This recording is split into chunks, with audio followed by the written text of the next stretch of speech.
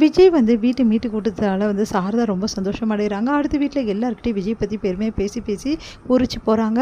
இதையெல்லாம் பார்த்த கங்கா கடுப்பாகிறாங்க. எந்த சூழ்நிலையில் தாத்தா பாட்டியும் வந்து இந்த மாதிரி காவேரிக்கு வளகாப்பு வைக்கணும் அப்படின்னு சொல்லிட்டு பேசுகிறாங்க. 7ஆம் மாதம் பண்ணிவிடுவோம் அப்படின்னு சொல்லிட்டு போகிறாங்க. இந்த விஷயத்தை வந்து கங்கா கேட்டு செம்மையாக டென்ஷன் ஆகிடுறாங்க. எனக்கு வளகாப்பு பண்ணணும்னு யாருக்கா தோணுச்சா அப்படின்னு சொல்லிட்டு கேட்குறாங்க. சரிடி உனக்கும் காவேரிக்கும் ஒன்றா வச்சிடலாம் 7ஆம் மாதம்னா அதெல்லாம் முடியாது, காவேரி கூட எனக்கு வேணாம், எல்லாமே அவளுக்கு தான் செய்வீங்களா, எனக்கு தனியாக தான் ஃபங்க்ஷன் வைங்க அப்படின்னா எனக்கு வேணாம் வளகாப்பு அப்படின்ற மாதிரி சொல்கிறாங்க. அதை கேட்டு எல்லாரும் என்ன பண்ண திறமை தவிக்கிறாங்க. இந்த சூழ்நிலையில் காவேரி வந்து ஒரு முடிவுக்கு வராங்க. அவங்க அம்மா கிட்ட சொல்கிறாங்க, அம்மா அக்காக்கே முதல்ல பண்ணிடலாமா, அவள் தான் அவ்வளோ ஆசைப்பட்றாள் அப்படின்னோடனே, அது எப்படி நீ தான் முதல்ல உண்டாயிருக்க, உங்கள் வீட்டுக்கு நான் என்ன பதில் சொல்கிறது அப்படின்னா, அதெல்லாம் பார்த்துக்கலாமா, நான் விஜய்கிட்ட பேசுகிறேன்றாங்க. அதன்படி விஜய்கிட்டையும் பேசுகிறாங்க. விஜயும் ரொம்ப சந்தோஷமாக வந்து பரவாயில்ல அவங்களுக்கே ஃபஸ்ட்டு வளகாப்பு நடக்கட்டும் காவேரி, ஒன்றும் எனக்கு பிரச்சனை கிடையாது அப்படின்ற மாதிரி சொல்லிடுறாரு. அதனால் காவேரி ரொம்ப சந்தோஷமாக அடைகிறாங்க. இங்கே வந்து எல்லாருக்கிட்டையும் இந்த விஷயத்தை பற்றி சொல்கிறாங்க.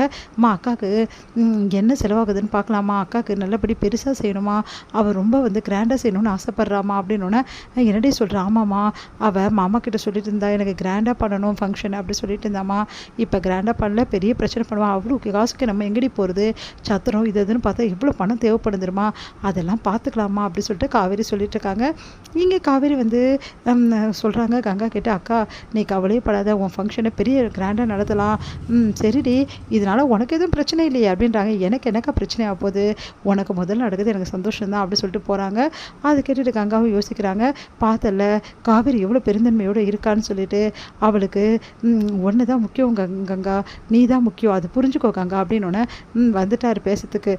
ஏதாவது சொல்லிக்கிட்டு, காவேரி பற்றி எனக்கு தெரியாது, காவேரி நல்லவ தான், நான் இல்லைன்னு சொல்லலை, ஆனால் இருந்தாலும் அவளுக்கு எனக்கு பெரிய விஷயமா செய்யணும்னு தோணவே தோணாது, சின்னதாக தான் ஏதாவது செய்யணும்னு சொல்லிட்டு எல்லாம் பேசியிருப்பாங்க, அதெல்லாம் இல்லை கங்கா பெரிய லெவலில் தான் பண்ணணும்னு சொல்லிட்டு என்கிட்ட கூட சொன்னாங்க. இங்கே பாருங்கள் எனக்கு நல்ல சத்தத்தை எடுத்து பெரிய லெவலில் பண்ணுறதா இருந்தால் அந்த ஃபங்க்ஷன் நடத்துங்க, சின்ன லெவலில் பண்ணுறதா எனக்கு வேணாம், எப்படியும் காவேரிக்கு விஜயோட வீட்டில் பெரிய லெவலில் தான் சத்திரம்லாம் எடுத்து பண்ணுவாங்க, அதே மாதிரி எனக்கும் பண்ணணும் அப்படி சொல்லிட்டு போகிறாங்க. என்ன இவ இப்படிலாம் சொல்கிறா அப்படின்னு சொல்லிட்டு வருத்தப்படுறாரு குமரன் வந்து ரொம்ப வருத்தப்பட்டு உட்காந்துருக்கிறத பார்த்து விஜய் என்ன பண்ணுறாரு வந்து சொல்கிறாரு, நீங்கள் கவலைப்படாதீங்க பிரதர், கண்டிப்பாக வந்து பெரிய லெவலில் பண்ணலாம் ஃபங்க்ஷனை, அதனால் நீ இப்போ கூட இது அழட்டிக்காதீங்க அப்படின்றாங்க. அது எப்படிங்க பண்ண முடியும்னு, அதெல்லாம் பார்த்துக்கலாம் பிரதர், நம்ம எல்லோரும் ஒன்றுக்குள்ளே ஒன்று ஒரே ஃபேமிலி, அதெல்லாம் எப்படி எல்லோரும் சேர்ந்து பண்ணலாம் அப்படின்ற மாதிரி சொல்லிடுறாரு. அதை கேட்டுட்டு என்ன பண்ண திறமை தவிக்கிறாரு குமரன். இந்த விஷயத்தை எல்லாத்தையுமே காவேரி கேட்டுட்டு ரொம்ப சந்தோஷப்படுறாங்க.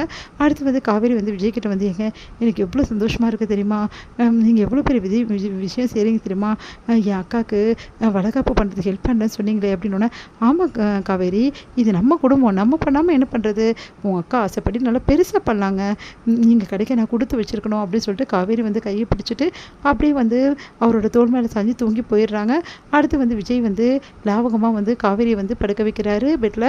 அடுத்து வந்து அவங்க தூங்க போகும்போது அவங்களே பார்த்துட்ருக்காரு, குழந்தை மாதிரி எப்படி இருக்கா, எவ்வளோ சந்தோஷமாக நிம்மதியாக தூங்குறா, அவங்க வீடு கிடச்ச சந்தோஷம், அதுக்கப்புறம் வீட்டில் ஃபங்க்ஷன் நடத்துகிற சந்தோஷம்னு சொல்லிட்டு காவேரி எவ்வளோ நிம்மதியாக இவ்வளோ நாள் கழித்து தூங்குறா அப்படின்னு சொல்லிட்டு அப்படியே பார்த்து வந்து நெட்டி வெடுகளை வந்து விஜய் கிஸ் பண்ணுறாரு. காவேரியை வந்து மீட் பண்ண விஷயம், அதுக்கப்புறம் நடந்த விஷயங்களுக்கு எல்லாமே வந்து நினச்சி பார்க்குறாரு. இந்த உடனே வந்து காவேரி வந்து எப்படிப்பட்டவ, எல்லாருக்கும் நல்லது நடக்கணும்னு நினைப்பா, ஆனால் தன்னை பற்றி யோசிக்கவே மாட்டா. இப்போ கூட வளகாப்பு தனக்கு வேணும்னு சொல்லிட்டு அவள் கேட்கல, அவங்க அக்காவுக்கு தான் வேணும்னு கேட்டா. எவ்வளோ நல்ல மனசு, இந்த நல்ல மனசு அவங்க அக்கா புரிஞ்சுப்பாங்களா என்னன்னு தெரியல, அவங்க இப்போல்லாம் வந்து காவேரி கிட்ட ரொம்ப வெறுப்பை காட்டுற மாதிரி இருக்குது அப்படின்னு சொல்லிட்டு யோசிக்கிறார் விஜய் வந்து காவேரி அப்படியே நெட்டி பெட்டுக்கே கிஸ் பண்ணிட்டு அப்படியே வந்து வருடி கொடுத்துட்டு அப்படியே ஹக் பண்ணிட்டு தூங்குறாரு.